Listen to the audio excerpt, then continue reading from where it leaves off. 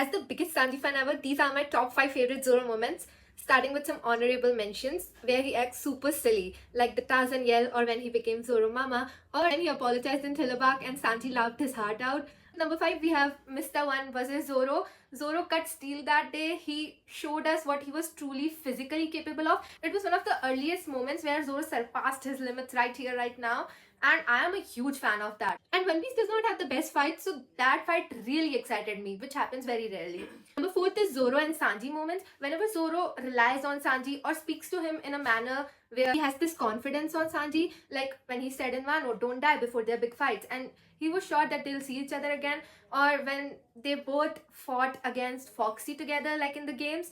I love that so much, like their camaraderie. Number 3 is Zoro asking Mihawk to train him. Like in that moment, he set aside his ego. That was the second moment where he proved how much his dream meant to him and how much it mattered to him to be there for Luffy. Like he asked his rival, his ultimate goal, to train him. Number second is nothing happened, and what do I even say? Nothing even happened.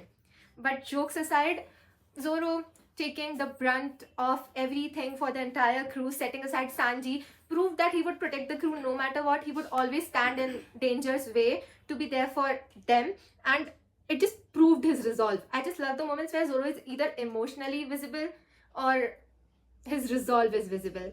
And number 1, it's Water 7 Zoro.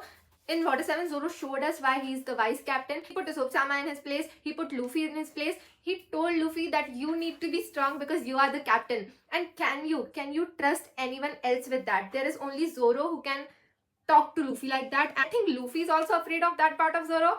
So yeah, that was my top 5 favorite Zoro moments.